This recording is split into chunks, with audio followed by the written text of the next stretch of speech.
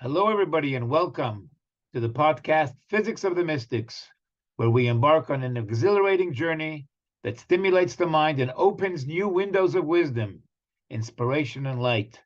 In this thought provoking series, we explore the captivating intersection of science and Kabbalah, seamlessly blending, synthesizing, and fusing these two realms together. Join us as we delve into the profound connections between science and mysticism, revealing how scientific concepts are not only an extension, but also a direct outgrowth and product of mystical wisdom. In this podcast, Physics of the Mystics, Kabbalah acts as the blueprint, while science becomes the magnificent building that emerges from it. Prepare, ladies and gentlemen, to be amazed as we demonstrate and discuss how mystical concepts laid the foundation for scientific exploration. Discover how science, modern day discoveries, and quantum physics validate, they confirm, they corroborate the ancient truths that are found within Kabbalah. As we unravel the mysteries of the universe, we aim to ignite a sense of wonder, curiosity, and awe within your mind. Get ready for a mind-expanding journey where we unlock the secrets of the cosmos, inviting you to explore the profound connections between science and mysticism in a truly enlightening and captivating manner. Welcome to Physics of the Mystics podcast, where science and Kabbalah converge to inspire, inform, and transform your understanding of the world around us. My name is Rabbi Shlomo Ezagui. I'm a rabbi here in South Florida for the last 36 years. That's 2 times high. In Hebrew, the letters represent also numbers. Mathematics is built in to the vehicles with which God created the universe. In Hebrew, the word chai is 36. 36 is 18. 18 times 2 is 36. You can send me an email to my very, very special mystical email address, physicsofthemystics@gmail.com. And that's where you connect with me and you can give me your feedback, your suggestions for this incredible, phenomenal podcast. Last week, we were talking about how to navigate the strangeness of the quantum world. If you remember, we talked about all kinds of strange things that are related to quantum physics. We talked about quantum superposition and quantum tunneling and quantum teleportation and quantum entanglement. We talked about a whole bunch of things that present themselves as difficult concepts to understand. But we came to the conclusion that underlying all these mysteries is really a very, very simple principle, and that is that there is nothing else but God himself. It is all one. We talked about last week that there is a concept that is known as the coarsening of spirituality that becomes more and more physical until it becomes the manna from heaven. The manna from heaven that fell from heaven down on the ground for the Jewish people as they traveled for 40 years in the wilderness, and it was able to be tasted like anything they had in their mind. Their mind, the mind of the people who were tasting this food, the observer, molded the specific taste that this almost infinite possibilities of food, because actually it wasn't infinite. There were some limitations on what the foods can taste like. It didn't taste like those things that were unhealthy, for example, to pregnant women. But there was a very, very broad range that, according to the intention that the person had while he was eating or she was eating the food, it would taste exactly just like that. Isn't that very similar to the whole concept of quantum physics, where there is a wave of infinite possibilities, and at a certain point, that infinite possibility, it collapses into a specific particle, whether it's quarks, whether it's photons, whether it's electrons, whether it's atoms, and at a certain point, so that collapsing takes place, and that's, according to modern day science, this is related somehow. We're not exactly sure how, but it's related somehow to when the wave is measured by an observer or by a machine. All of a sudden, the infinite possibilities become limited to the measurement. And so last week, I tried to just touch upon what is a possible explanation that is suggested by Kabbalah and mysticism. So we're going to explore that idea a little further on today's podcast, and I'm going to expand upon those ideas even further and even a lot more deeper. Out there are many, many different isms about how we explain the universe. There is, for example, pantheism. Pantheism, for example, is the philosophical religious belief that reality, the universe, and the cosmos are identical to divinity and a supreme being or entity. The physical universe is thus understood as an immanent creator deity, still expanding and creating, which has existed since the beginning of time. And that's not very dissimilar to the way mysticism understands the universe. There really is no disconnect between what we experience as a physical universe and the God that the universe is an expression of that God. The truth is, the world, the physical universe, is God, is theism that just presents itself in the specific object that we experience. So the car really is an experience of God. The sun, the moon, the table, the car, all of that really is an expression of God as God decided to express himself in that limited experience of the car or of the sun or of that piece of furniture. But at a deeper, deeper level, there is much more going on. That's what we're discussing over here. So there is pantheism, and then there's panpsychism. Panpsychism is the doctrine or belief that everything material, however small, has an element of individual consciousness in it.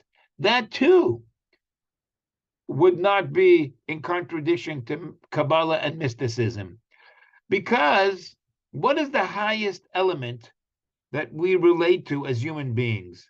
The most powerful, so to say, energy that has the greatest leverage in this universe. That's consciousness, that's intelligence, that's mind power.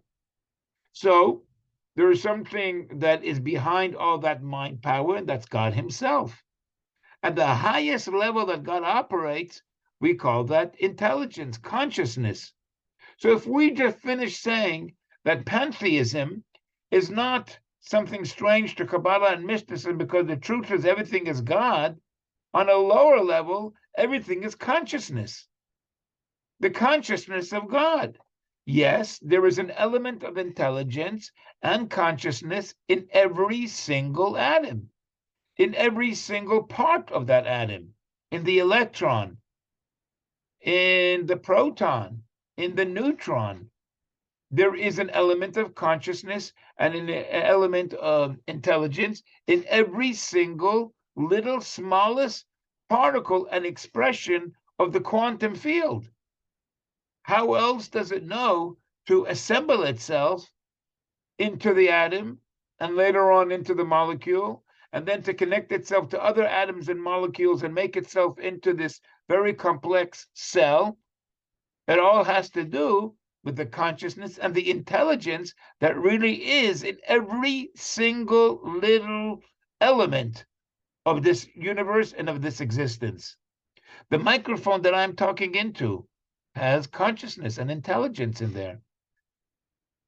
The computer that I am using has intelligence in it. Okay, the question is it the same kind of an intelligence as a human being? Absolutely not. A human being has the intelligence at a degree that it is conscientious of itself. Now, the microphone I'm talking into doesn't understand that it is a microphone and aware of itself. But is there an element of wisdom and consciousness inside the atoms and the molecules of this microphone? Absolutely yes. Because if God is the underlying energy to everything, and one of the most powerful elements that God expresses himself in this universe is intelligence and consciousness, that means everything that has God in it has also an expression of consciousness and intelligence in it. So now, ladies and gentlemen, it's not that difficult to relate to the idea that I've been mentioning a number of times, that book, The One, by Heinrich Paz, where he promotes the idea of monism. What is monism? Oh, you fancy kind of words, but they come down to some very, very simple concepts and ideas in Kabbalah and mysticism. Those old rabbis, thousands of years ago, that eternal book of the Bible speaks in very simple terms, but it covers everything that we come across these days as being so complicated and difficult to grasp. What is monism? Monism is a theory or doctrine that denies the existence of a distinction or duality in some sphere, such as that between matter and mind, or God and world. There is no difference between God and world, says monism. There is no difference between matter and mind. So what is it? Monism is the idea that all reality can be summed up or explained in one substance or single reality. Monism stands in contrast with both dualism, the idea that all things can be reduced to two substances, even the idea that there's good and evil, pluralism, for example, the idea that there's multiple substances, realities, or gods. Monism says really underlying everything, it's one. You know what that one is? That one is exactly what I started with on today's podcast, PanTheism. That there is this religious belief that reality is identical to the divinity and to the supreme being or entity that is underlying and is really the credit to everything. So it's all really the same thing. Monism, PanPsychism, whether you call it whatever you want. This is really underlying everything, is just that there is the realization that there is one entity from which everything emanates, and that is the one God. So when they're talking about in today's day and age in science that maybe everything is an illusion, what do they mean when they say everything is an illusion? Does that mean that the car that I'm looking at or the microphone that I'm talking into is not a microphone? Or that the car that I sit into and that I drive from my office to my house or to wherever I go is really just an illusion of some sort? No. What it's trying to tell us is that there is fundamental things that are underlying everything, and that's the real building blocks to everything. And the more fundamental things are, so in its real definition, the more real they become. Let's take, for example, hydrogen and oxygen, right, which is what water is made up of. Something so simple as hydrogen and oxygen, and really, to this very day, scientists are not sure of all the very special properties and very unusual properties go along with water. Water is phenomenal. I mean, it's a miracle in itself. Just take, for example, the fact that when water freezes and it becomes a solid, instead of falling to the bottom, it actually floats to the top of the rivers. And that becomes a certain kind of protective shield for everything underneath the ice to keep on living and swimming, instead of the ice falling on everything and killing everything. I mean, that is such a wonder in itself, that the only way to ascribe any kind of real explanation to this unusual exception is that God did it for a certain reason. But I'm not going to talk about today the characteristics of water, which are phenomenal in its design and in the power of it being able to be a solvent, the way it connects and attaches itself with the positive and negative forces to other atoms and other substances. But let's just take water, which is a very simple molecule made of hydrogen and oxygen. Now, Hydrogen and oxygen is more real than water. You know why? Because if water is destroyed by evaporation, so the water doesn't exist anymore, but hydrogen and oxygen can still exist. But if hydrogen and oxygen are destroyed, then you don't have any water. There is no water. So therefore, to say that something is an illusion is simply saying that when you're looking at water, water is really an expression of the combination that hydrogen and oxygen create. There is this, what emanates from the connection of hydrogen and oxygen, and that's water. But water is really not fundamental. At the fundamental level, what is real is hydrogen and oxygen. What you look at in the form of water in a certain way is an illusion. So it's like, for example, getting even more powerful about this idea. When you're driving in the street and you see what appears to be an optical illusion, water, right? It's real. The optical illusion is real.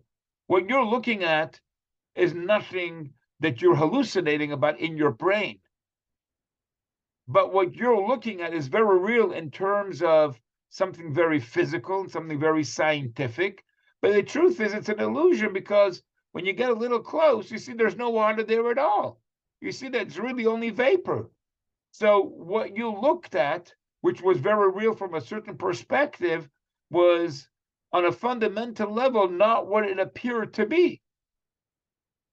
And so what it comes down to is that really there are fundamental truths that appear differently according to the way an observer looks at it. How is that? From different perspectives, some people may not even see that optical illusion of the vapor, because from their perspective, it doesn't exist. If they're higher up or if they're closer, they won't see it. But if you're at a different perspective, so then you actually will be able to see what is very real to you. The same thing is also when it comes to water. Some people, when they're experiencing water, it can come in many different kind of forms, depending on what machinery you're using, depending on how you're using it. Let me get back to, for a moment, to this book that I started out this discussion on quantum physics and on the strangeness of the quantum world and on the principle or idea of monism, and then going a little deeper, calling it panpsychism, and going even a little deeper than that, calling it pantheism, right? Because monism leaves an open field of what that underlying energy may be. But when you start talking about panpsychism, you start defining this energy as having a consciousness to it. But the truth is, that wouldn't be the end of it, because consciousness is not what God is. That is a limitation on God when you just call him and describe him as consciousness. And, out there in the world, they want to avoid describing this underlying power as God. So they call it, the underlying consciousness. But that's not fair, because that limits what this consciousness could do, since you're defining it only as something that's wise. What about emotional? What about the different other facets and dimensions that we experience that exist in the world and that God can actually accomplish? God is not limited by any definition. So monism is really leaving the door open to this oneness that must underlie everything. Panpsychism is defining it as consciousness. When we start talking about pantheism, now we're already getting a little bit more in tune with what Kabbalah and mysticism and Hasidus explains what is really underneath everything, and that is divinity itself. Let me quote something from this book of Heinrich Paz, which got me all excited about this subject and pushed me really to start this podcast, which we now call the Physics of the Mystics. So there on page 114, Heinrich Paz, he quotes, or he draws from the inspiration of Plato. And according to what he is quoting from Plato, as everybody is familiar with the parable of Plato, metaphysics was very, very real. In fact, according to Plato, when he gives the parable of the cave, it was way more real than the observable phenomena. It was the real world metaphysics rather than the shadow, which was only an expression of the metaphysical archetypes that in the cave you weren't able to experience and able to see. Because in the cave, you were only seeing the shadow of what was real outside of the cave. So we are, so to say, considering that what we see here in this world may just be a shadow, may just be an illusion, and underlying everything, there is something that is more true, if that's a proper way of putting it, that gives rise to the world that we're living in, the quantum world, and then the very, very physical, definable world. Heinrich Pazzi goes on to write there in his book, in modern particle physics, particles are understood as excitations of quantum fields rather than brick-like objects. It would be quantum fields rather than particles that provide the fundamental building blocks of the universe. So here he's touching upon something incredible. Up until quantum physics and quantum mechanics, everything was like a building block. Everything was a defined atom. But then when we discovered quantum mechanics and quantum physics, and we explored a little deeper into the atom, and we discovered even deeper than the quarks, and we started to realize the orbitals of the electrons that, so to say, have possible kind of movements around the nucleus of an atom, we started to discover all kinds of strange phenomena. And it wasn't exactly as definable as we always thought it was. And when we tried to make sense of it, it was even more strange than we ever imagined it to be. So in modern particle physics, the way we understand the origins of what turns into later on the atom and the quarks and the electrons and everything else that makes an atom, the way we're understanding it today is by imagining these imaginable, right? You don't see it. You can't even measure it, right? There are what we call these fields of energy. Actually, they say there's about 24 of those fields, right? Isn't that interesting that those 24 quantum fields of energy correspond to the 24 books of our Torah? Our books of the Torah, in other words, the blueprint that God looked into it. And from that wisdom of this blueprint that is made of 24 different books, this world was created. And that's actually being recognized in these 24 fields that make sense in some kind of a way, bring order to what we see in this universe. So it's these quantum fields rather than the particles that provide the fundamental building blocks of the universe. That's how we are recognizing what this world is about, and that's where it starts from. What are those quantum fields, you may ask? What are those quantum fields that we're just, so to say, throwing it out because we're not sure what it is, but all of a sudden we're noticing these fluctuations from which the particles are finally, so to say, noticed? What are these quantum fields? You know what they are? In the book of Eov, the book of Job, there's a verse of it, there's a pasuk, and the pasuk says over there, by the breath of God, ice is formed, and the expanse of water becomes solid. With 10 statements, God made this universe. What does that mean with 10 statements? When we talk, where does the talking and the vibration of our vocal cords, which then all of a sudden they send these sound waves over space. Where does it all start from? It starts from in our head. It starts from in a place that scientists don't know what it is. No microscope and no machine will ever be able to see the thoughts that we have in our head. But they're certainly there. And from those thoughts that are in our head that are metaphysical, that are spiritual, we get ideas in our brain. And then all of a sudden we consider that even further. And then we vocalize it through our vocal cords and through our mouth and through the different tools that we have in our mouth to express those thoughts that are giving form through our mouth. In the same way that it works with you and me, we were created in the form and the image of God.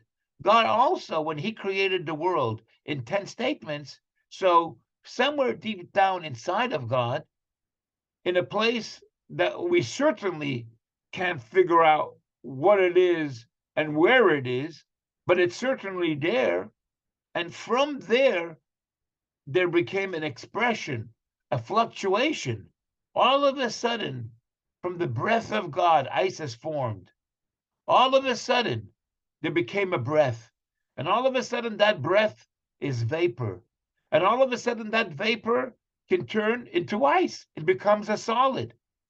And that's how Job describes how God created the world. There was this professor, passed away a couple of years ago, by the name of Professor Ed Tyron. He's an American scientist and a professor of physics at Hunter College of the City University of New York. And he was the first physicist to propose that our universe originated as a quantum fluctuation out of the vacuum, out of emptiness. The brilliant realization that this creation of our physical life-rich universe could have been created from nothing physical via quantum fluctuation, that is, by the law of nature, first conceived by this very humble professor, Ed Tyron. And I want to share with you a quote that summarizes this insight that Professor Tyron himself said. And this is his quote. In 1973, it occurred to me that relativity and quantum theory might imply the spontaneous creation of universes from nothing. If so, matter and energy would not be fundamental, but manifestations of underlying laws.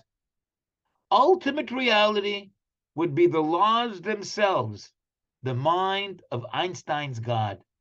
This is pretty deep. And you know, many of the theoretical physicists, many of the physicists, they come to this conclusion because as they explore deeper and deeper this physical universe, they come to discover that what we are looking at on the surface is really not reality. It's an illusion. It's not what really is down at the fundamental basement where everything is being supported and where everything starts out. The truth of the matter is, says Professor Tyron, that there is these quantum fluctuations, and these quantum fluctuations, they all of a sudden they appear out of a nowhere, out of a nothing. So it's out of this, what we're describing as a quantum vacuum, out of the nothingness of some place that we don't even know what it is and where it is. All of a sudden we are able to record different kinds of electrical impulses that we call fluctuations. They go in and out and in and out. And I'm going to, in my book, Physics of the Mystics, and maybe during these podcasts, talk more about these on a more deeper level. But out of the nowhere, you get all of a sudden you get these quantum fluctuations and these electrical impulses that keep on coming and and going and coming and going, and we don't know where they're going, and we don't know where they're coming, and we really can't measure much. But then after a while, they turn into something more. They turn into the quantum world that we don't understand what it really is, that eventually turns into the quarks, and it turns into the possibilities that when we measure them, we finally discover that they are particles of electrons, of this quantum energy. But he goes further and deeper, and he says, because he understood there is a certain pattern to all this. So the truth of the matter is, underlying this movement of quantum fluctuations, there is the mathematics, there is the laws that are governing and influencing the expression of these fluctuations. So the truth of the matter is, says Professor Tyron, the world is certainly not what it is as it appears, because down at the fundamental levels, a car is not the car that it appears. There is a deeper truth that is operating deep in the car, deep in every atom of that car, that really is the true substance of what the car really is. And that is, of course, the quantum world. The quantum world, the quantum energy, before it expresses itself into the atoms and the molecules and everything else, and it turns into the different elements of the periodic table, it is all a quantum reality. But that quantum reality, those quantum waves of infinite possibilities, are operating under certain mathematical laws and truths. And the truth is, it's those laws and truths that is the real reality of what everything really is. And of course, those laws is consciousness, that is wisdom at its essence. That could be said to be the mind of God. This incredible, complex mind that is able to organize and devise all these incredible possibilities. That is the mind of God. Okay, ladies and gentlemen, let me take a little break over here. Remind everybody back down here to this world that I got an email address, which I encourage everybody always to record and to send me your feedback. And my email address is physicsofthemystics@gmail.com, physicsofthemystics@gmail.com. I truly appreciate when I hear from the peanut gallery out there. For the most part, it's always been very positive. Not for the most part, actually. The only thing I got was all positive feedback, which really I'm impressed and very grateful and thankful for that feedback. I can take some criticism if it's warranted, and I got a lot of suggestions. You know, I looked at the statistics for the last week. Once again, the majority of people who are listening to this podcast are right here in the United States of America. Number 2 is Israel. And then we got all over the world, literally, that are listening to this podcast, Physics of the Mystics. A lot of interest in this concept. And you know, ladies and gentlemen, you know why this podcast that synthesizes mysticism and quantum mechanics is so unique? Because what I'm giving you is a perspective that is grounded in ancient truth, in mysticism, in the Kabbalah, in the wisdom of our eternal Torah. So it's grounded not in conjecture and in what, you hear many people say, I think, and this is what I concluded. And who knows if what they're thinking about is actually accurate or not. What I'm sharing with you is the infinite and the authentic knowledge of our eternal Torah and of our great sages. And that's what makes this podcast, Physics of the Mystic, so powerful and so unique. Okay, so let's move on with what we're talking about. Some very heavy stuff. And it all emanated from trying to explain quantum entanglement, which we touched upon in the last podcast. Quantum entanglement is a phenomenon where we measure a quantity of a particle, and the measuring of a particle will determine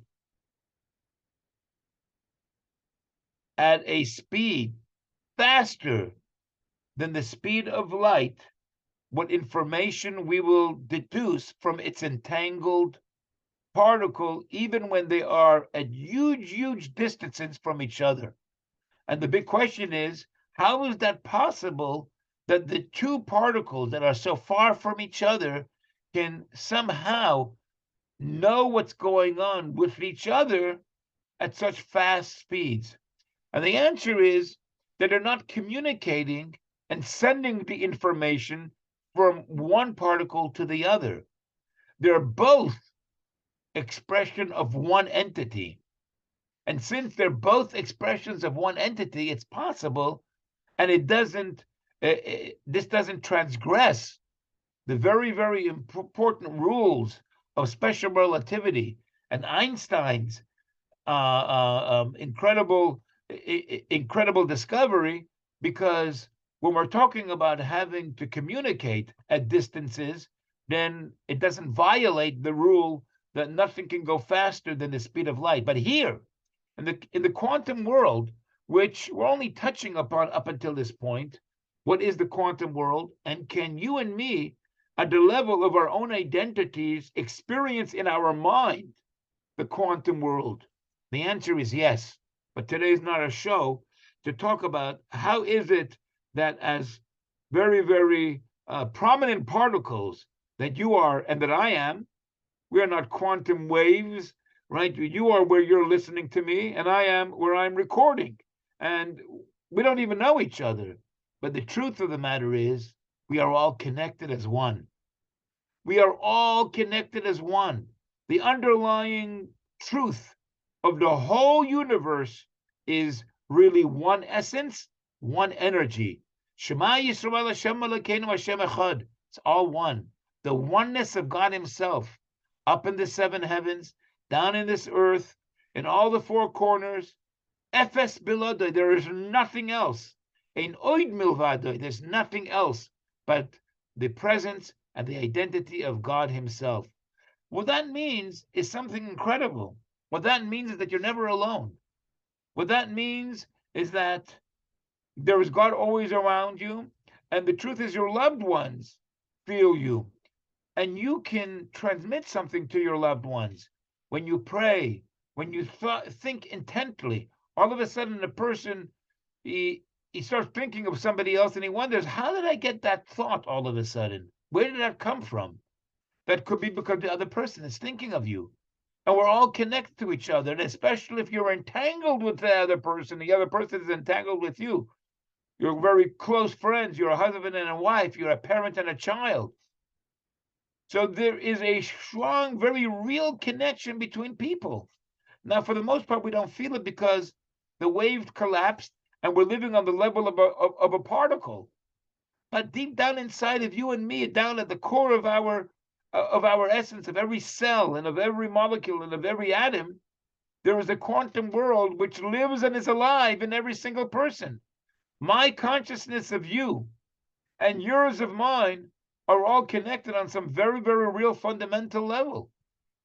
There is no way to escape the presence of God, because the presence of God is me. The presence of God is the air around me.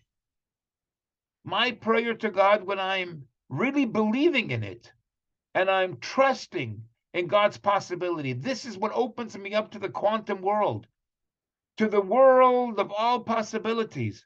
I have to really believe in it, because if I don't believe it, I don't have trust in it, I close my mind and I narrow my possibilities.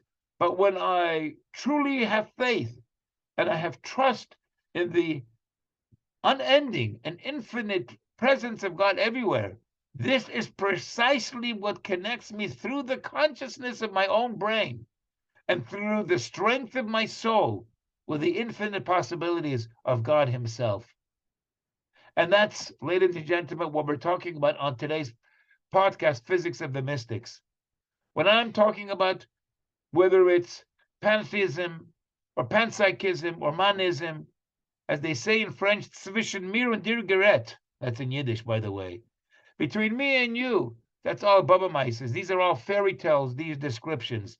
They come from a very finite, limited perspective, the proper and accurate way that scientists are finally discovering, slowly but they're getting there, because we're getting closer to the times that when the world will be filled with the knowledge of God, like the waters fill the ocean bed. It doesn't say like the air fills the entire universe, but it's a metaphor that's very specific when it talks about water. I touched a little bit upon the very special, unusual qualities of water just a few minutes ago, but that's another discussion for a different podcast that I want to keep you on your feet and connected and share with your friends to listen, because we will touch upon these ideas. How can you and me get connected to the quantum world? How is your faith and your trust in God the channel to realize miracles in our life? It's not easy, because we got the other side, which is the collapsed particle side of ourselves that challenges, and that it keeps us, and it keeps us constricted from freeing ourselves to this more expanded awareness. But it is possible. Tzaddikim experience it. People who are connected to the tzaddikim have a possibility to have a little bit of that rub off on themselves. And until next time, ladies and gentlemen, I'm going to bid you all be strong and have a lot of faith.